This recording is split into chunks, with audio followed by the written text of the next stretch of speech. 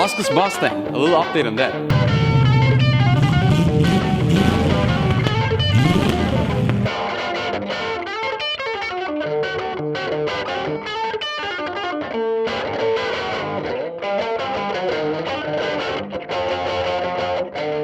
Good morning, welcome back to another video, guys. Okay, so today, the Firebird is gonna try to get tuned up a little bit, and we're gonna try to fix the overflooding issue. On Monday, I'm gonna bring the carburetor to the shop and see if we can find a rebuild kit for it, because it's an old Carter AFB carburetor or something, I don't know. You should be able to use an Edelbrock rebuild kit on it. I think the 1406 one or something, but we'll see, I don't know.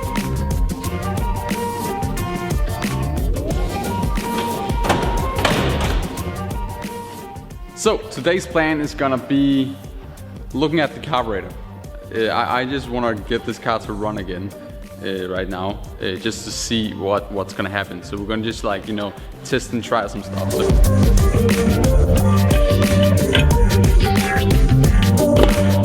So there it is, the Carter AFB competition series.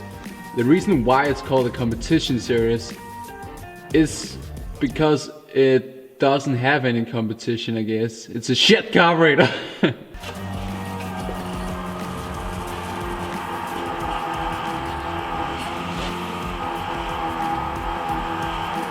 Look at that, it jumps all the way up to 10, 11, 12. By the way, I don't have that much fuel in my gas tank right now, so probably have a hard time sucking up some fuel, but that's definitely way too high. So for some fucked up reason, I don't know why, the fuel regulator is not able, I said it, to regulate. I don't know why. It keeps going up to like 12 and then it bounces around from like 15 to 12 and stuff. And the regulator doesn't do anything. It's not like then it bounces around and maybe 12 to 13. It doesn't do anything. I'm not even able to like close off the flow, like pulling in like the Allen key all the way. Like it doesn't do anything at all.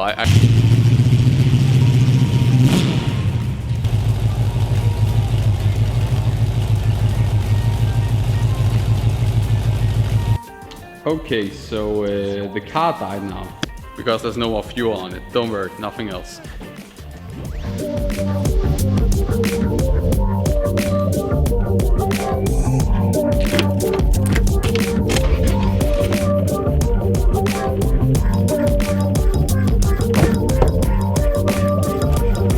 So today the plan is to remove this thing right here, the Carter AFB with no competition series, because nobody else buys it or something, I don't know. And then Tuesday I'm gonna go down to a local shop and see if they have a rebuild kit for it. It should be the same as an Edelbrock, as I said earlier in the video, but yeah, I'm just gonna bring it to be on the safe side. Maybe they have an idea or something, I don't know. Here it is, the beautiful Firebird Carter AFB Edelbrock thing, I don't fucking know. Here we go, going on a little cruise with my carburetor, baby. So guys, here it is. I finally picked up a rebuild kit for the carburetor. I ended up going with an Edelbrock, a 1477. That's what they suggested at the shop, because it should be the same as the Carter carburetor, which you might also can see it says right here, Carter AFB, not the OE AFB, whatever, but I don't think mine is OE anyway, so hopefully it should fit. So on our way home, somebody basically ran a red light and I didn't get the chance to completely stop, and I hit his rear end. So yeah, I actually even bent the hood down right now. I actually like repaired this. So pretty bad. We need a new headlight. And so, do you recognize this place? If you're an old viewer of this channel, you would recognize this place. I'm at the old shop today, on my brother's garage today, where we're gonna rebuild the carburetor, because it's nice and warm here, so you don't gonna sit there with all the small parts in your cold fingers and get all fucked up. So I'm gonna throw the camera up here on the table, and we're gonna do a time lapse of building the carburetor.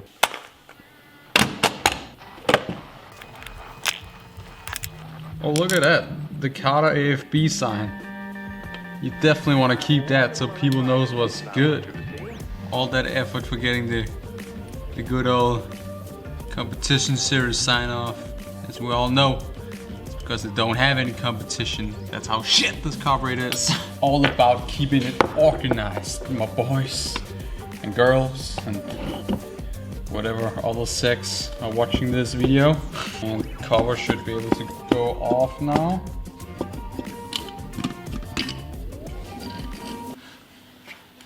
Yo!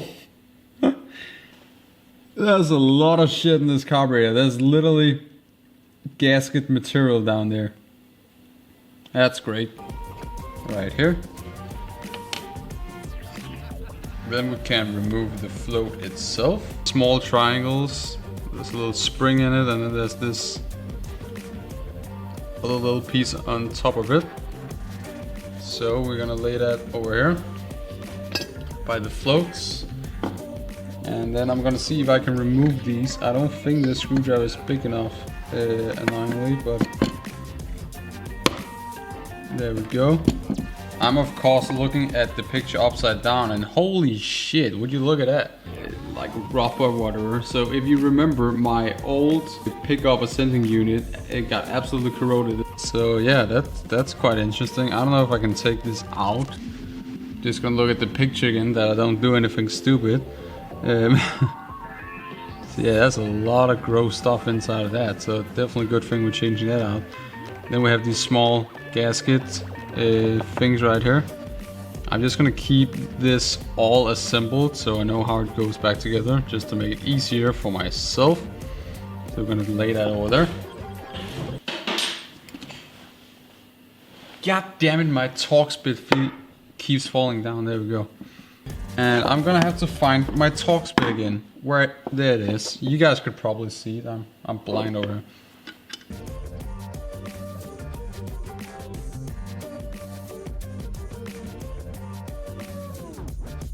And now it's just time to clean everything, I guess. And then we're gonna assemble this back again. The secondary jets and main jets is clean already. I just let them be in there. I have no idea. So boom, the camera died last time you saw me, and we finished up the carburetor. It's rebuilt with all the small gaskets and needles and stuff, so that's real nice. Gonna throw in the car now, and hopefully it's gonna run better, or at least not overflow or something. So yeah, let's jump straight into it.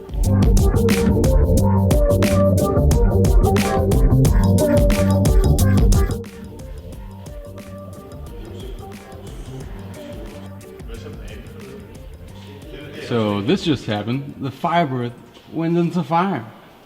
It's a real Firebird now. Det er også koldt. Men er det noget andet? Det kan du godt bruge på B, så det er jo så væskebrændende, eller hvad? Se det, Viktor skyder op i skærmen. So we're gonna have to clean all this up, and we also had the open spark plugs right here, so there's probably powder inside the engine, so that sucks.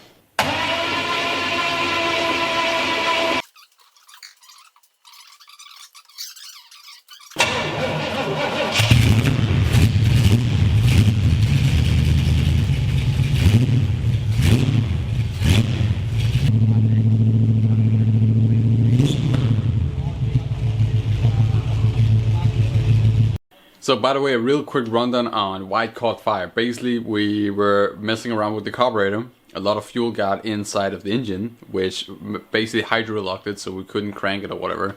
So instead of trying to crank it and like destroy, I don't know, a valve or something, we basically took all the spark plugs out, took the spark plug wires off, did not disconnect the distributor or whatever, the HEI or whatever, and you know, a lot of fuel was just shooting out of all the cylinders, making this nice mist of fuel, and all the spark plug cables were lined up at each cylinder hole, literally like perfect, and making sparks. So this giant fireball just went all the way over the hood and into the whole shop. Honestly, I thought like, yep, I just lost the car. Like, it was a really massive fireball, really big. As you also saw, the one fender got all black.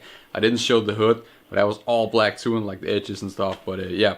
Luckily nothing happened, and luckily we had 3 fire extinguishers there ready, and a lot of people too. If I was alone, maybe a little bit more damage or harm would have happened. I don't know, but yeah. So definitely, if you do anything on your car in your garage, or at least anything with your car at all, regarding spark and fuel, have a fire extinguisher near you, because shit could happen. I don't know why I didn't think about the spark plug wires were just laying there making sparks while all this fuel was shooting out I don't know. Looked pretty damn insane, and I'm really sad I didn't have a video about it, but that's that.